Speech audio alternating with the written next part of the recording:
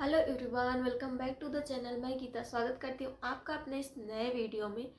Friends, जैसा कि thumbnail देख के आप सभी को पता ही चल गया होगा कि आज के इस टॉपिक पे बात होने वाली है। तो जब जब भी मैं कभी स्ट्रेटजी वीडियो कोई लाती हूँ तो उसमें मेरे लिए सबसे ज़्यादा यही कॉमेंट्स रहता है कि सीटेट की प्रिपरेशन कैसे करें। और जैसा कि आप सबको पता ही होगा, अभी जो दिसंबर में एग्ज़ाम होने वाला है, दिसंबर 2024 का सीटेट वाला, उसमें 15-16 को है, ऐसा कुछ डेट है। मैंने तो फॉर्म नहीं भरा है। तो उसमें आप कैसे तैयारी करेंगे, किस तरह से तैयारी करेंगे ताकि आपका 100% क्लियर हो जाए और अच्छे मार्क्स से, वो भी 100+ मार्क्स से। तो उसी पे बात करेंगे। आपकी स्ट्रेटजी क्या होनी चाहिए, आपको कहाँ से पढ़ाई करनी चाहिए, तो उसी पे बात करेंगे। तो अगर वॉइस थोड़ा सा अच्छी नहीं आ रही हो तो उसको इग्नोर करिएगा, क्योंकि मुझे थोड़ा सा कोल्ड हो गया है। तो चलिए स्टार्ट करते हैं। सबसे पहले, मेरा नाम है गीता और मेरा सिलेक्शन हुआ है बिहार प्राइमरी टीचर में। और अभी मैं गया जिले में पोस्टेड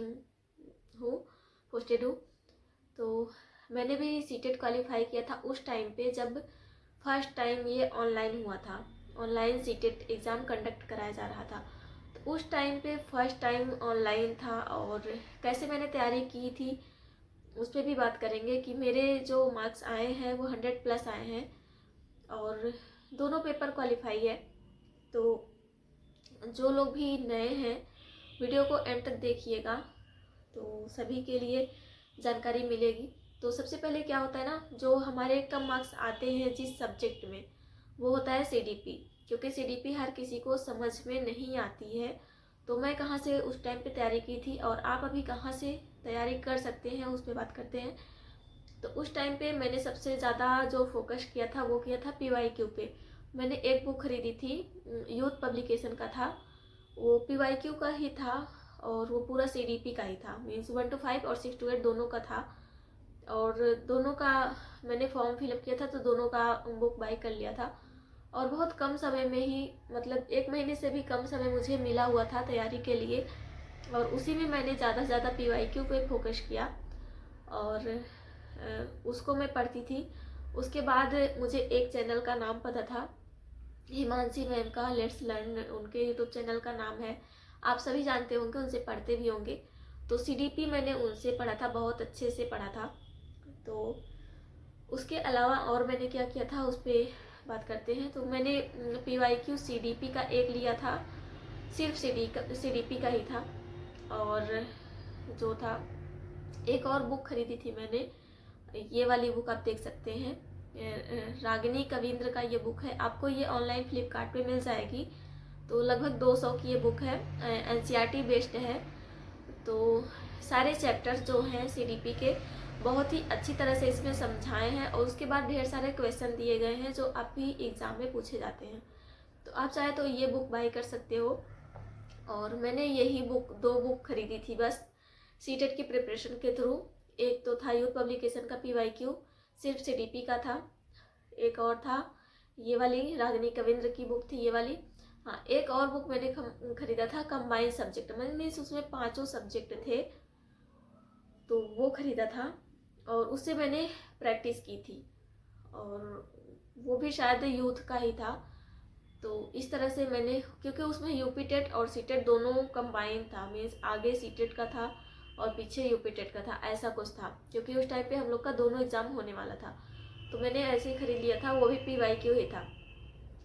तो मैंने सबसे ज़्यादा फोकस किया था पीवाईक्यू पे। तो आप भी सबसे ज़्यादा फोकस पीवाईक्यू पे ही कीजिएगा, क्योंकि जो क्वेश्चन होते हैं उनके पूछने का तरीका वही रहता है, बस थोड़ा सा डिफरेंट वो लोग कर देते हैं, क्योंकि सारे चैप्टर्स जो हैं वही हैं। तो आप पीवाईक्यू पे ज़्यादा फोकस करिएगा। देन आता है आपका सिलेबस। तो सिलेबस आप कहाँ से कंप्लीट करेंगे, तो सीटेट के लिए, सीडीपी के लिए मैंने बताया है, हिमांशी मैम को आप फॉलो कर सकते हैं, क्योंकि वो बहुत, मीन्स उनका जो लैंग्वेज होता है वो इंग्लिश मीडियम हिंदी दोनों होता है। तो ऐसे ही मुझे स्क्रॉल करते करते एक दिन सचिन सर मिल गए थे, उनका यूट्यूब चैनल मिल गया था। तो मैंने सचिन सर से भी पढ़ना स्टार्ट किया था उसी टाइम पे जब मेरा एग्ज़ाम था। तो मैंने उनसे भी पढ़ा, और आप भी चाहे तो उनसे पढ़ सकते हैं, उनको जानते भी होंगे बहुत सारे लोग। तो सचिन सर भी बहुत अच्छा पढ़ाते हैं। तो अगर आपका हिमांशी मैम का समझ में नहीं आता तो आप सचिन सर से पढ़ सकते हैं। दोनों लोग बहुत ही बेस्ट टीचर हैं इस टीचिंग लाइन के, तो उनसे भी पढ़िएगा। और अगर आप डालोगे ना कि CDP paper first by Sachin sir या हिमांशी मैम, तो प्रैक्टिस के लिए आ जाएगा, या फिर चैप्टर टू चैप्टर उन्होंने कवर कराया है वो आ जाएगा, या फिर बहुत सारी मैराथन क्लासेज आ जाएंगी। तो इस तरह से आप CDP को कवर कर सकते हैं। और मैथ्स मैंने कहाँ से किया था, तो मैथ्स मैंने PYQ से ही अपना पूरा कंप्लीट कर लिया था। और जो पेडागॉगी वाले क्वेश्चन आते हैं मैथ्स में, वो सर और मैम के लेक्चर से ही मैंने किया हुआ था। और वो जनरली होता है ना, कुछ कीवर्ड्स होते हैं कि क्या करना चाहिए या फिर क्या नहीं करना चाहिए। तो अगर ये कीवर्ड्स आप देख लेंगे एक बार कि कौन कौन से कीवर्ड्स हैं जो हमें एग्ज़ाम में फॉलो करने चाहिए ये CDP के लिए या फिर मैथ्स के लिए, तो मीन्स बच्चे को हमेशा मारना नहीं है, बच्चे को अपना बच्चा मान के रखना है। इस तरह से छोटे छोटे कुछ कीवर्ड्स हैं, आप उनको देख लेंगे तो आपको वो पेडागॉगी वाले क्वेश्चन जो है ना वो आसानी से आपके सॉल्व हो जाएंगे। तो ये हो गया मैथ्स, मैंने PYQ से ही कंप्लीट किया था और वो कीवर्ड्स जो होते हैं उससे। उसके बाद आता है EVS का। तो EVS जो है आप NCERT से कवर कर सकते हो, या फिर मैराथन क्लासेस जो सर लोग कराए हैं PYQ से आप अपना कंप्लीट कर सकते हैं। उसके बाद आता है हिंदी और लैंग्वेज फर्स्ट और सेकंड का। तो इसको भी आप लोग जितना ज़्यादा PYQ लगाएंगे उतना ही ज़्यादा आपका प्रिपरेशन हो जाएगा। और इसके अलावा मैंने और क्या किया था कि मैंने टेक्स्ट बुक का जो था ना वो बाई किया हुआ था पास 1 महीने के लिए। तो उसमें जब मैं स्टार्टिंग में क्वेश्चन अटेम्प्ट करती थी तो हाँ मेरे 90+ तो आ जाते थे, बट 100 हमेशा क्रॉस नहीं करते थे। तो कभी मेरे 90, 97, 92 मीन्स 90 से 100 के बीच में ही मेरे मार्क्स हमेशा रहते थे। बट कभी कभी होता था 102 चले गए, 104, 107। मेरा मैक्सिमम हाई गया था टेक्स्ट बुक में 109 तक गया था। और मुझे लगता था कि हाँ जो मेरे एग्ज़ाम में मीन्स जब मैं एग्ज़ाम देने जाऊँगी तो मेरे जो है 110 से नीचे ही रहेंगे मार्क्स, लेकिन 100 से ऊपर रहेंगे, ये मुझे कॉन्फिडेंस था अपने ऊपर। तो जो जैसा कि मैंने प्रिपरेशन जो था वो पेपर फर्स्ट का ही मेन किया था, क्योंकि हम लोग BTC वाले हैं, DLED वाले, तो इतनी ज़्यादा पहले जानकारी नहीं थी कि जो है ये 6 to 8 तक मीन्स 1 to 8 तक के लिए एलिजिबल होते हैं, ऐसा मुझे जानकारी नहीं था। तो मैंने भी बस पेपर फर्स्ट की तैयारी की थी, बट पेपर सेकेंड में मेरे ठीक ठाक मार्क्स हैं। तो मेरे पेपर फर्स्ट में 104 मार्क्स आए थे। तो इस तरह से आप भी अगर तैयारी करते हैं तो आपके भी मार्क्स अच्छे आएंगे, ये श्योर है।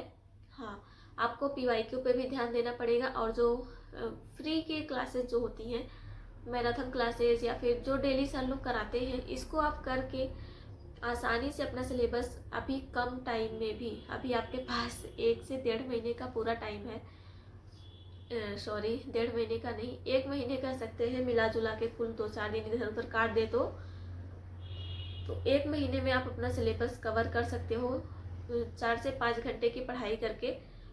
तो बस मेहनत से लग जाइए और ज़्यादा से ज़्यादा PYQ पे ध्यान दीजिएगा, एंड PYQ के बाद अपना सिलेबस एंड प्रैक्टिस करिएगा। प्रैक्टिस जितना ही ज़्यादा करेंगे आप उतना ही ज़्यादा आपको फ़ायदा होगा। और प्रैक्टिस आप PYQ से भी कर सकते हैं। ये चैप्टर पढ़ा, ये मतलब जो सिलेबस का चैप्टर है, चैप्टर को पढ़िए, देन उसके बाद जो है अपना प्रैक्टिस उसको PYQ के थ्रू प्रैक्टिस कीजिए। उसके बाद मिलान कीजिए कि हाँ मेरे कितने क्वेश्चन सही है, कितने क्वेश्चन गलत हैं। इस तरह से जो गलत क्वेश्चन है उसका एक बार एनालिसिस कीजिए कि इसका सही आंसर क्या है, और उसको नोट डाउन कर लीजिए। इसी तरह से आप जो मैराथन क्लासेस होती हैं 5-5 घंटे की, 4-4 घंटे की, इससे भी ज़्यादा घंटे की होती हैं, तो इसमें भी आपको जो लगे हाँ मुझे ये आता है उसको छोड़ दीजिए, और आपको जो लगे कि मुझे ये नहीं आ रहा है तो उसको नोट डाउन कर लीजिए। और सर लोग भी बीच बीच में गाइड करते रहते हैं कि हाँ ये वाला नोट कर लीजिए, ये हमेशा पूछा जाता है क्वेश्चन। नोट्स बनाने का ये भी फ़ायदा होता है कि आप दोबारा से उसको रिवीजन कर सकते हो, और रिवीजन तो बहुत ज़्यादा मस्ट हो जाता है किसी भी एग्ज़ाम के लिए। जब तक आप रिवीजन नहीं करेंगे जो आपने एक बार पढ़ा है वो 4-5 दिन में फिर हमें भूल जाता है या फिर 1 हफ्ते में भूल जाता है। हाँ, आज पढ़ेंगे, तुरंत पढ़ेंगे तो याद रहेगा, कुछ घंटे याद रहेगा, बट वो 1-2 दिन बाद वो भूल जाता है। इसलिए रिवीजन बहुत ही ज़्यादा ज़रूरी है। जब आप रिवीजन करते रहेंगे तो आपको चीज़ें याद रहेंगी। तो नोट्स बनाने का यही फ़ायदा कि हमें रिवीजन में फ़ायदा रहता है और एंड टाइम पे हम उसको जो चीज़ें हमें मीन्स भूल जाती है तुरंत देख सकते हैं। तो मैंने भी सीडीपी का नोट्स बनाया हुआ था, मैथ्स का तो मैंने नहीं बनाया था और सॉरी, क्योंकि मैथ्स मैंने प्रैक्टिस से ही कर लिया था और मैथ्स के क्वेश्चन ऐसे आते हैं ना कि उसके ज़्यादा से ज़्यादा जो क्वेश्चन होते हैं वो ऑप्शन से सॉल्व हो जाते हैं। आप क्वेश्चन पढ़ो, ऑप्शन देखते रहो, तुरंत उसको पेन भी उठाने की ज़्यादा ज़रूरत नहीं पड़ती है पेपर फर्स्ट में। तो इसी तरह से मैंने मैथ्स को तैयार कर लिया था। और मैथ्स को जिनको नहीं आता है वो ज़्यादा भारी ना लें कि मैथ्स बहुत टफ होता है। मैथ्स बहुत इजी होता है, बस उसको समझने का फेर है कि किस तरह से हम उसको कर सकते हैं। तो इस तरह से आप अपनी तैयारी कर सकते हैं, वो भी। हाँ, प्रैक्टिस इस बार देखिए पेपर जो है वो ऑफलाइन होगा, तो आप लोग प्रैक्टिस के लिए बुक ले सकते हैं। देखिए ऑनलाइन लेने का फ़ायदा ये रहता है कि एनालिसिस जब आप करते हैं तो तुरंत उसका रिजल्ट मीन्स प्रैक्टिस करते हैं तो उसका रिजल्ट हमें मिल जाता है। जब रिजल्ट मिल जाता है तो एनालिसिस करने में आसानी होती है कि ये क्वेश्चन गलत है तो इसका आंसर ये हो जाएगा। हाँ, लेकिन ऑफलाइन जो होता है उसमें हमें सब कुछ रीचेक करना पड़ता है, इसका ये सही है, ये सही है, ये गलत है, और उसके बाद बहुत लंबा टाइम भी लग जाता है। तो देख लीजिए आपको किस कौन सा प्रैक्टिस सेट लेना चाहिए, ऑनलाइन या फिर ऑफलाइन। मैं तो कहूँगी कि इस बार पेपर ऑफलाइन है तो ऑफलाइन ही लीजिएगा। हाँ, थोड़ी मेहनत लगेगी प्रैक्टिस करने में, बट वो मेहनत ज़रूर रंग लाएगा। तो प्रैक्टिस ले लीजिए, आपको जो भी मार्केट में चाहिए, जो भी आपको प्रैक्टिस सेट अच्छा लगे वो ले लीजिए एंड प्रैक्टिस कीजिए खूब भर भर के। और टाइम मैनेजमेंट भी देखना होगा क्योंकि ऑफलाइन पेपर में टाइम थोड़ा सा ज़्यादा लग जाता है, क्योंकि क्वेश्चन को देखो बुकलेट से, देन उसको OMR को भी कलर करना होता है, उस पर एग्ज़ाम का प्रेशर रहता है, तो हर चीज़ को मैनेज करके करना पड़ता है। तो इसलिए आप लोग जो है वो ऑफलाइन ही मतलब बुक लीजिएगा प्रैक्टिस के लिए और उसको घर पे बैठ के प्रैक्टिस करिएगा। तो होप करती हूँ आप सबको ये स्ट्रेटजी वीडियो अच्छी लगी होगी। और आप लोग बताइएगा आप लोग कौन कौन हिमांशी मैम और सचिन सर से पढ़ते हैं और क्या आपने पेड बैच भी लिया है। मैंने तो सेल्फ स्टडी से ही अपना एग्ज़ाम किया था, सीटेट भी निकाला है, यूपीटेट भी निकाला है सेल्फ स्टडी से, और ये BPSC वाला भी मैंने सेल्फ स्टडी से ही अपना निकाला है। तो इस तरह से आप भी कर सकते हो, ज़रूरी नहीं हर एग्ज़ाम के लिए आप कोर्स ही खरीदें, क्योंकि हर एग्ज़ाम के लिए कोर्स नहीं खरीद सकते हैं और हर चीज़ में सिलेबस लगभग सबका सेम होता है, तो हम लोग को बस पढ़ना होता है। तो अच्छे से पढ़िए और एग्ज़ाम को क्रैक कीजिए। अगर इसके अलावा आपके मन में कोई डाउट है तो मुझे ज़रूर भेजिएगा, मैं उसका रिप्लाई करूँगी या फिर कमेंट्स में कर दूँगी या फिर वीडियो बना के कर दूँगी। तो आज के लिए बस इतना ही। होप करती हूँ आप सबको वीडियो अच्छा लगा होगा। तो टेक केयर, पढ़ाई करते रहिए और एक प्यारा सा कमेंट्स और लाइक ज़रूर करिएगा। चैनल पे नए तो सब्सक्राइब कर लीजिए। Bye bye guys.